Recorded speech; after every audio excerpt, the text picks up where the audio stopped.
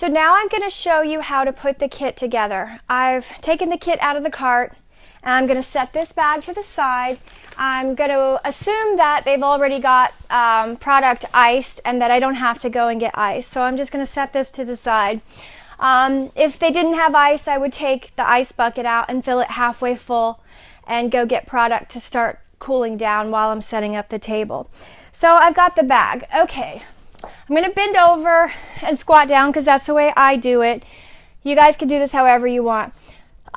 This is why I wear tights. One, I'm not in love with my legs, and two, it's just better if I bend down, then I know I'm not going to blind anybody. So that's the way this goes. So all right, on the bag, there's a squishy side and there's a hard side. The squishy side goes down, and I'll show you why. So basically the bag is packed in opposite order. So when you pack it for the next person to unload it quickly. It is important to be fast in the store because it's a little bit disruptive to have something being set up in a narrow aisle, as you guys know, I'm sure.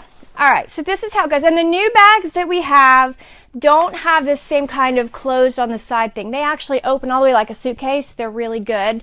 There are a couple of these older style bags out in the market. We're moving them and replacing them with the free open zip bags. So you'll see those. And if you have one of these, I'm sorry. We'll get you a new one as soon as we can. We're having them produced right now. This one, this is a bottom piece. It has feet on it. Not all of them have feet. We found that it's totally not necessary. Some of them do, some of them don't. It just depends on the table that you get.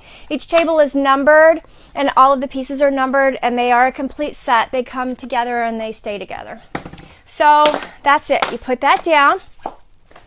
Then there are legs. You put the legs in the holes. It is very important.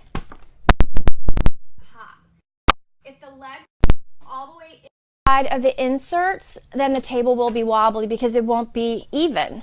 So they're machined to be a certain height and you have to tamp them all the way down. If you're not strong enough to do it with your hands, I have kind of strong hands. I do a lot of building and stuff, so I probably have stronger hands than most ladies. There is a hammer in the bag. There is a rubber mallet. It's usually on one of the ends. You have to dig around and look for it. Rubber mallet. If you feel something heavy in the bag, it's this. You pop that down just like that. There's 4, obviously, for each rack.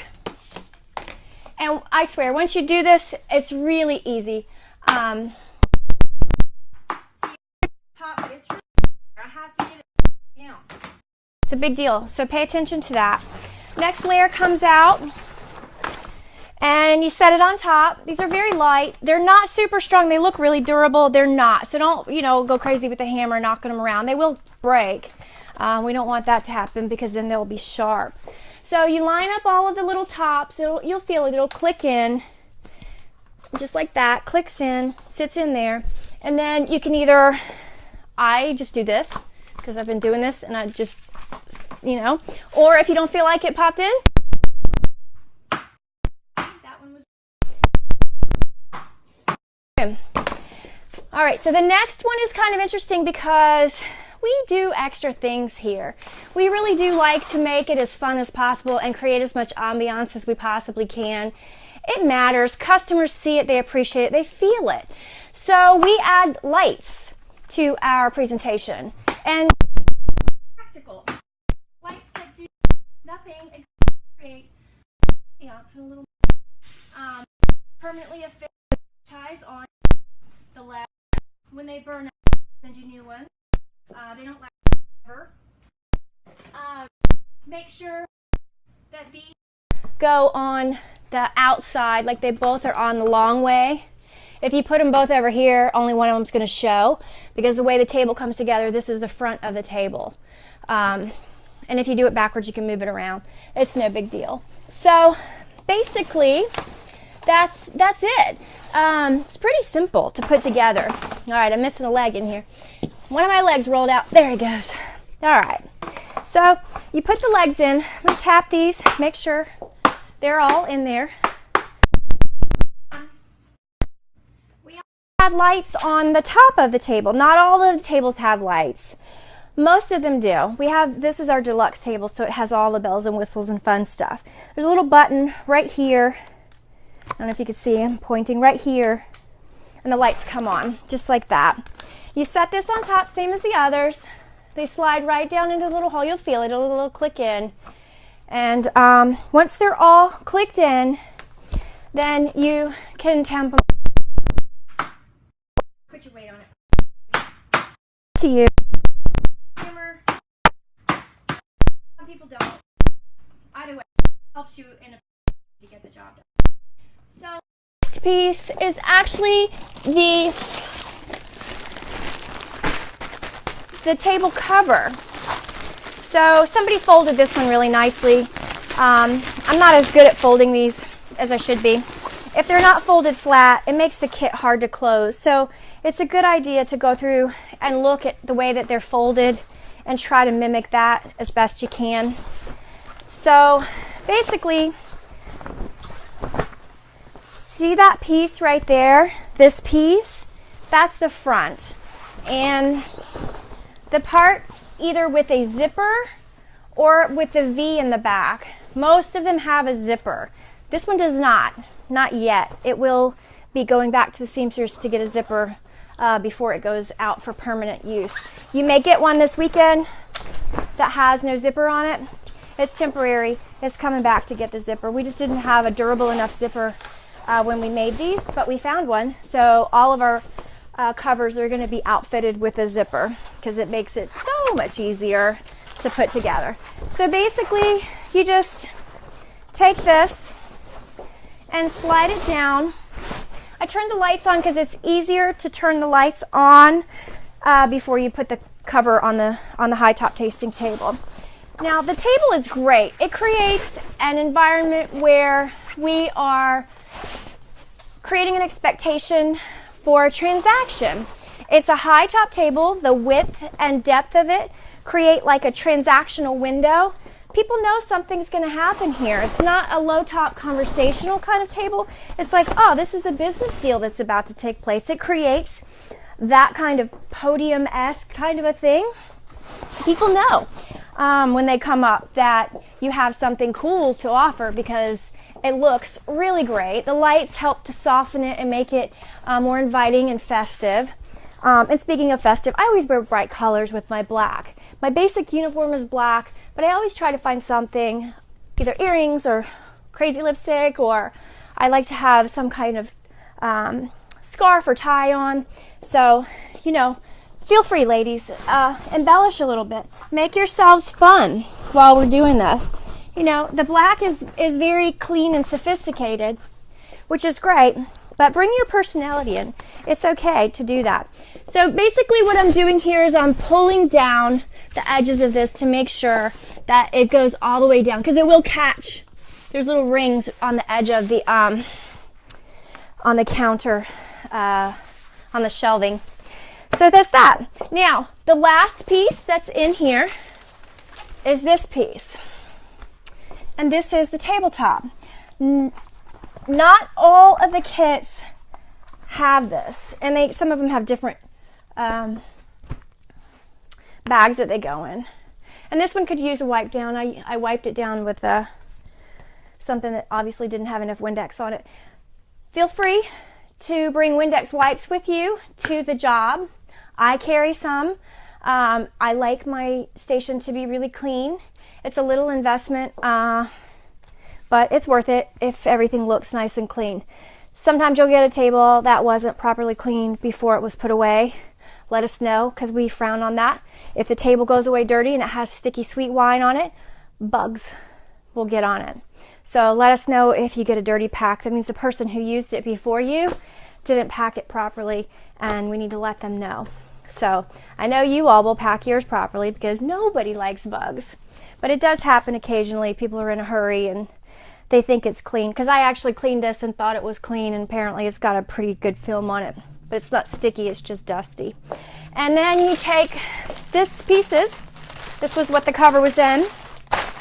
You fold it up really quickly and you put it back in the bag that it came in. This bag. you fold that up and you put it under the table. So you have a storage place, and I'm going to slide this around so you can see it, which is great because, oh, I just broke my nail.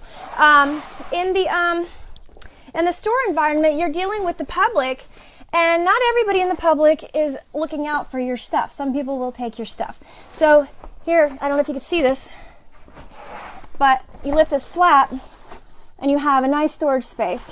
I usually put my stuff over to the left because I keep my personal stuff to the right in case I need to quickly access something, cups and that sort of thing. I store it all down in here. Oh, and I forgot my hammer. Yeah, so I put that in there. And then, same thing, stuff to put on top of the table. I usually take my garbage cans. There's bags. I put the bags in them really quickly. I usually use the bags that I'm using for my wine bucket because they're already kind of unpacked. I put my wine bucket up on the table. I unpack my little, usually there's quite a bit more cups, my little wine key. I put this in the bag, and then I take my artwork out and put it on the table. Stow my bag and my purse in here. And these pieces have Velcro. I line them up so that they're straight. I stick them on there, and if they're not right, I can change them because they're movable. And that's pretty much it. It's very, very simple. This whole thing is as simple as we can possibly make it for you. Oh, I left the thing in there. Yes, I left the easel holder. Fold this up, you know, and then you put your things in there, and you have a safe place to put your items behind here. And it's very private and very easy. So that's the high top tasting table. Now, depending upon which direction your traffic is coming from, set your display to properly greet them. I am right-handed. I like to pour from the right, so I usually set my ice on this side, but you can do it whichever way works for you. There's not really a set orientation for that. I do try to line my products up so that what's on top of here mimics what's on the bottom of my shelf. And what do I mean by that? Let me finish this really quickly and show you. So this is a brand that is a store brand for somebody that we have worked with. And those things are a little bit finicky. I usually cover my personal items on the table so that they're not creating a temptation for somebody to take them. And if you're using an ice bucket that has another brand on it, put one of the cloths so that it hangs over the side so that the brand doesn't show. It happens. I mean, we reuse things a lot.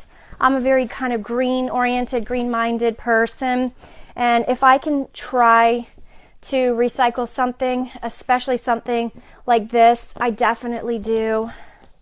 So, and I'll put ice in there, just like that. If you don't want it to hang in there, you can hang it partially like that. It'll stay in there fine. So that's that. All right, so here's what I'm talking about. Oh, make sure you put your garbage cans on the sides. Put them close to the thing so they don't trip on them. Now I would go and I would stock my shelf. I've got my stuff kind of set up. You can wait to do this till you get back. Take your grocery cart and go get your wine. I'm going to use Lolia this example because this is what we're tasting this weekend.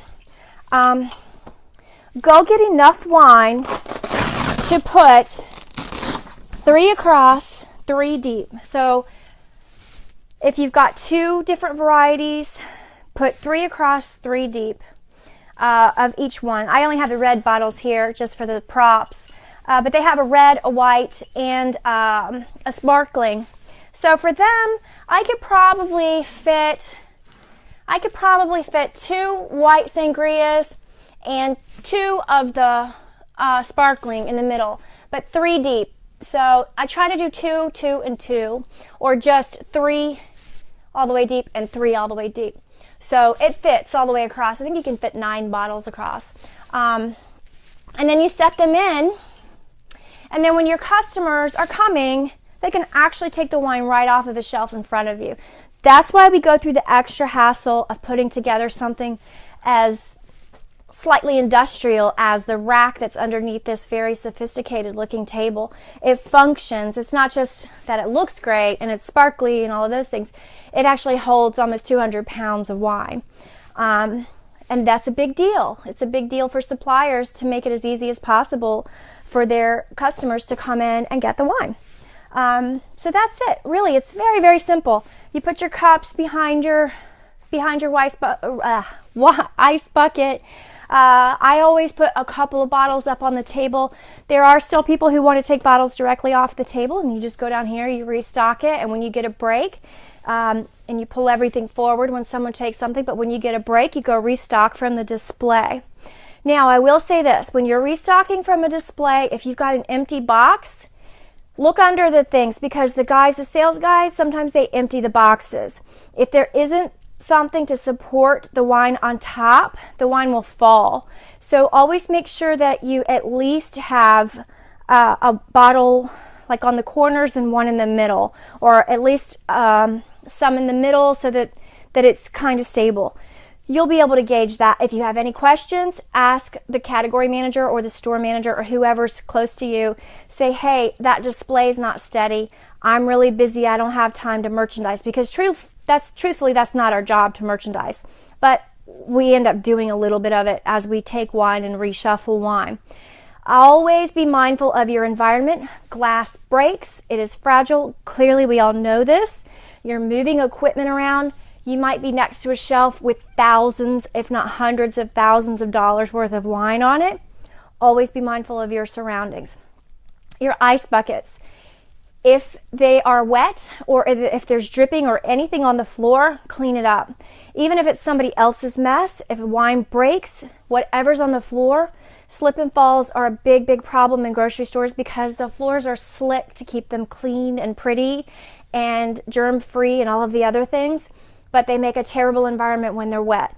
If you spill wine, if a customer spills wine, if the ice bucket runs down and makes a puddle, if you see something anywhere near your station, please by all means clean it up.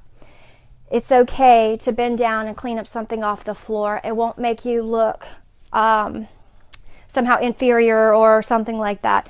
We are ambassadors to the store as much as we are ambassadors to the supplier and to our company. We go there in their house, and we have to be as respectful as possible while we're there. So if you see a potential problem, a slip and fall, help take care of it. You'll be very, very much appreciated for that. That's pretty much it. Make sure everything stays clean.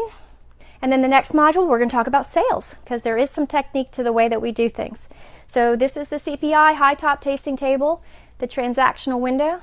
And I hope that you'll be proud to stand behind it, because it looks 1,000 times better than anything else we've seen in the market. We're real proud of it. Hope you like it, and I hope you find it easy to put together. I know you'll let us know. All right, on to next module.